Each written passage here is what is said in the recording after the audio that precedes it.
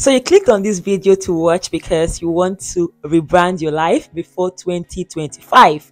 You're welcome. Now, I don't know when you're watching this, whether you're watching this at the time of making this video, that's before the end of 2024, or you're watching this in future. Welcome.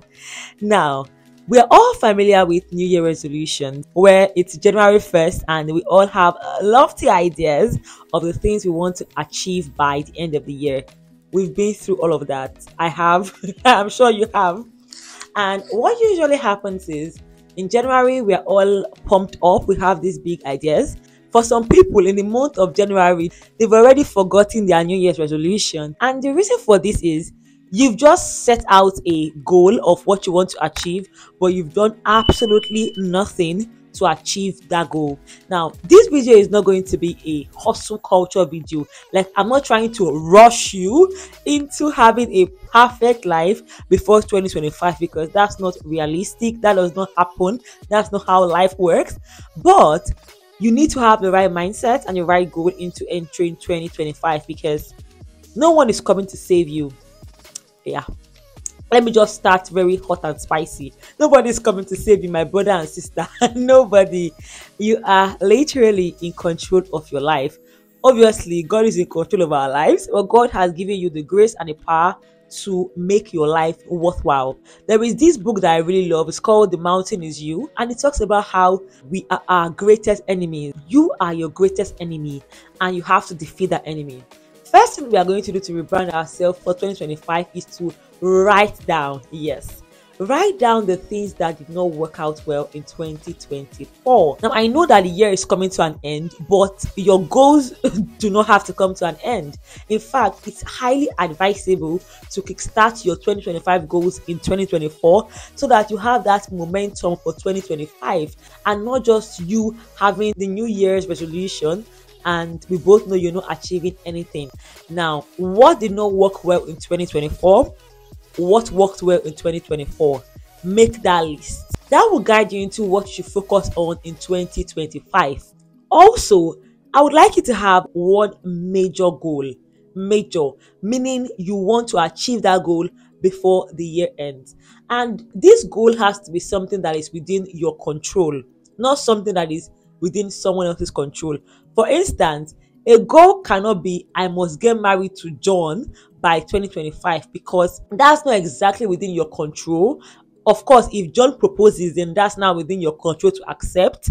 But if it doesn't, that's not within your control. That's you attributing your goal to a human being and you cannot control anyone. Now, you getting married to John can be your prayer, but now we're talking about goals to achieve that you know they have to be specific. We need to achieve those goals.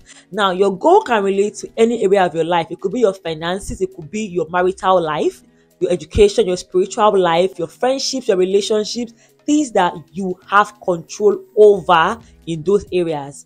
Now, you can have as many goals as you want, but I'm streamlining it to one goal.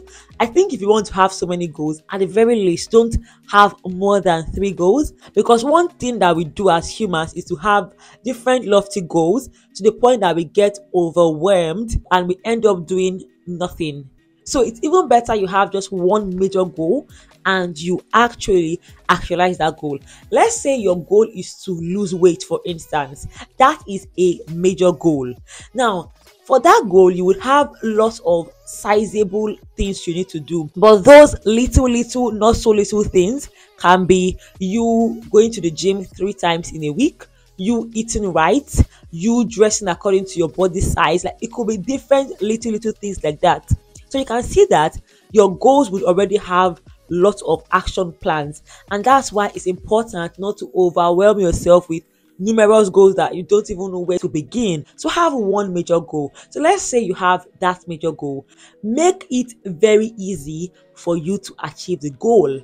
If your goal is to eat right, I see no reason why you should stock your fridge or your freezer with lots of junk food, because that's not you prepping yourself up for success. You are setting yourself up to fail when you do that. If your goal is to go to that gym the next day, you are setting yourself up for success if a night before you prep up your gym wear. So when you just wake up, your mind automatically would go to your outfit and you dress up, and it's easier. Unlike if the day you're going to the gym that morning, when you wake up maybe around 5 a.m. for instance, you're now trying to think of what outfit to go with what. That's you setting yourself up to fail, because you most likely will just feel quite tired, and before you know it, you won't go again. You just procrastinate. So whatever goal you are achieving, set yourself up for success. Another tip is get rid of anyone or anything that's going to impede your goal. Now I know when I say get rid, that sounds too, but yeah, actually it's your life. Nobody's coming to save you, my darling. It is your life. You need to take stock of the triggers in your life, the things in your life, the people in your life that are impeding you, so you can make space for the things that would build you. And this can be a sensitive subject because it can especially relate to humans. This is not to say because you want to rebrand, cut everybody off. But if you want to do that, I'm a tailor. I have a very sharp scissors. I could borrow you. But if there are people in your life that are impeding you from making progress or rebranding, it's okay to limit your interactions with them or even eliminate those interactions. And I know this because as someone that has rebranded, I will tell you for a fact, if you want to rebrand, get ready to lose people in your life. I'm not even joking. I did not stutter, because there are so many people in your life right now that are okay, they're comfortable with the version of your life that is currently what it is. And when you want to rebrand, that can be a trigger for some people. And it's not your fault that you want to rebrand, but to some people, it could be like an affront to them. It could be that, who do you think you are? When your light is shining bright, it can trigger people's insecurities, because it can make them feel like, who do you think you are? So when you start feeling that weird energy, because you most likely will. And a lot of times it comes from people that we actually love, just so that, I told you so. It may not just be people, it could be things. It may be things that you're doing. There may be bad habits that you know would stop you from rebranding. At that point, you have to make a choice on whether you want to stay comfortable in your comfort zone or you want to get out of that rut. Sometimes you would have some issues that would push you out of that comfort zone into your destiny. When rebranding, it's not going to be perfect. Life is not going to be perfect. And you may have some chaos that would come along with it. Now, chaos is not always a bad thing. I know sometimes it can be difficult to process that, especially when you are in the middle of a storm. But if you are in one, chaos is not always a bad thing. Sometimes there are blessings in disguise. Chaos is there to shake you up, introduce you to yourself, introduce you to people around you, like teach you a lot of things. If you are willing to learn from the chaos, if you are willing not to be a victim, because pain is inevitable in life, like it's natural. I don't care how privileged you are. Pain is inevitable in different areas of your life, or in one area of your life. It's inevitable. And by pain, I mean challenges, like normal struggles of life. Some have more than others, but the point is that's inevitable. But suffering is optional. So you can go through a difficult situation, obviously feel bad, then process it and look out for the good in the situation with this lens of all things work together for my good. Or you can go through the difficult situation, the chaos, and you go, oh, woe is me, I'm so unlucky, nobody loves me, nothing goes well. And guess what happens? You're speaking lack into your life, no gratitude. And what do you think will happen? Law of attraction. You attract more of those things that you are immersed in. Regardless of how 2024 has gone, it has not even gone. We're still in 2024. Regardless of what may have happened in the past month in 2024, you can still rewrite your story. If you're watching me right now, God is not done with you. Like, you literally can rewrite your story. And even the Bible says that God has given us all things. We have all things. The mountain is literally you. I have an amazing list of things you need to take stock of before the year ends. Now, if you want that, it's available for free, it's downloadable. You can click the link in the description box. You will be asked for your email address, and I'm going to be sending it to you.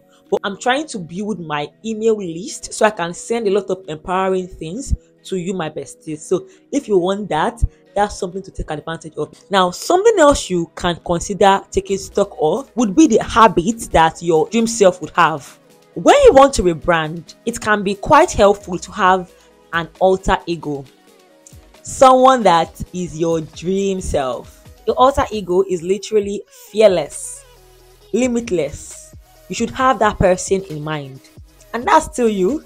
Your alter ego is still your dream self. How would your higher self dress? How would she or he talk? When they wake up, what do they do? Do they wake up and start pressing their phones? Do they meditate? What do they do? When you have stock of the things that your dream self will do, time will tell you to actually ask yourself, so why are you not doing it? Because your dream self is you, but you have decided to stay in your current reality. Rebranding can mean being delusional. On this channel, we are delusional. Being delusional has taken me very far in life, more than being realistic has ever done. Stay away from people that tell you to be realistic or tell you your dreams are too much. Calm down. Who do you think you are? You are exactly who you think you are. If you think you are down, you are down. If you think you are up, you are up. Nobody's coming to save you. Who you think you are is exactly who you are. Now, when you have those goals, keep short. Keep short. When you talk about what you plan on achieving, it releases a dopamine in your system that will make you think you've achieved it. So let's say you want to write a book, for instance, and you've told every Tom, Dick, and Harry that you're writing a book. The chances of you writing that book might be slim, except if you are a very disciplined person. Obviously, when you tell people you want to write a book, they'll be like, oh wow, congratulations. Now, your mind tells you that, oh, you've actually done it, even though you've done nothing. So learn to build in private. Now, building in public can be very beneficial also. Don't worry, I'll explain what I'm trying to say. For instance, you've been unemployed and you've realized that, oh, you could be a virtual assistant. I would advise you to build in public. Things that you need the public to support you in or with, it's important to build in public. But that building has to have started. So let's say I want to be a virtual assistant, so I want to learn about it.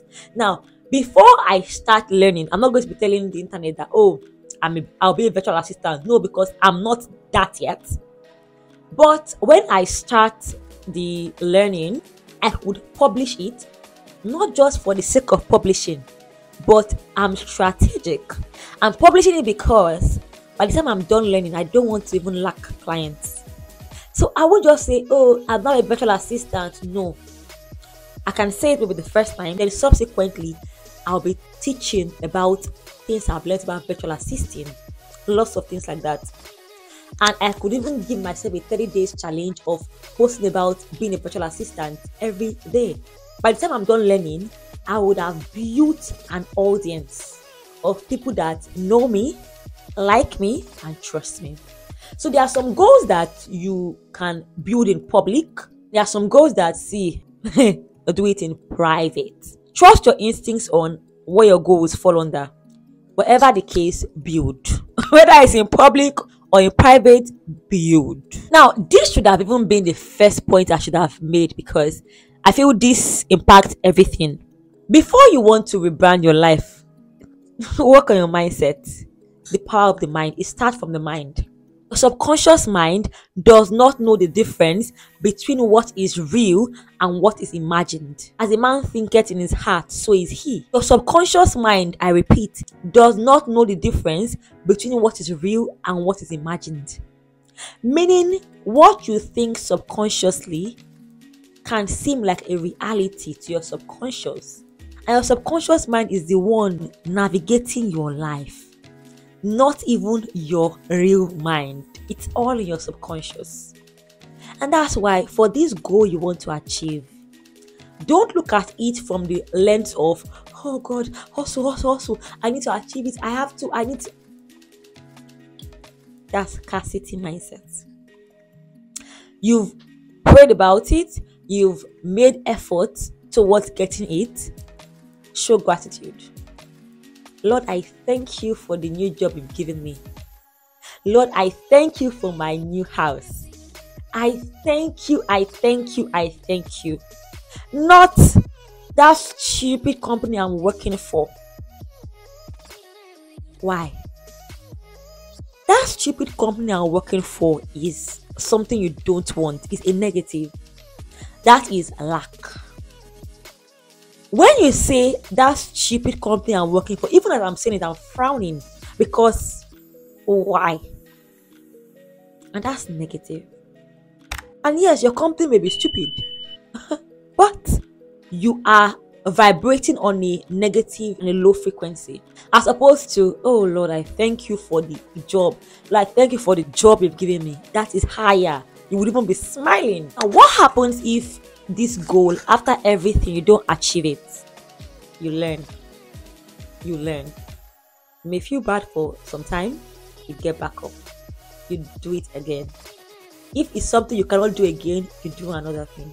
There is something called failing forward, meaning sometimes you win, sometimes you learn. Failure is a myth.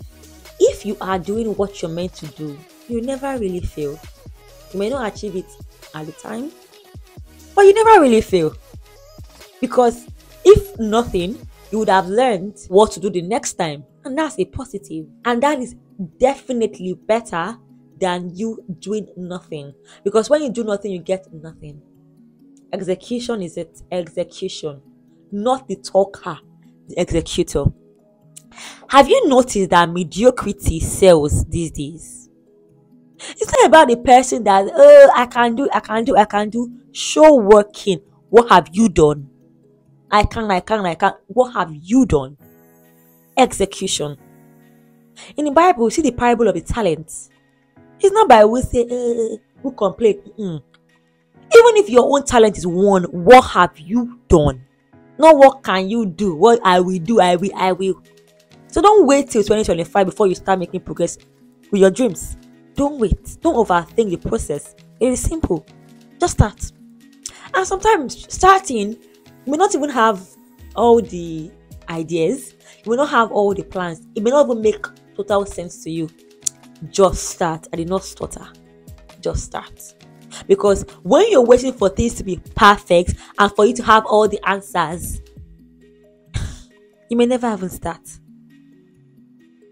Because sometimes the vision gets clearer as you start. I hope this video has helped you, because you need to rebrand your life. Yes, there was tough love, but I am Adathelegalpepper. If you like this video, I would like to see you liking the video and dropping some comments. Now, I'm going to link up a video that will help your mindset. Until I see you next time, my loves, stay blessed, remain happy, and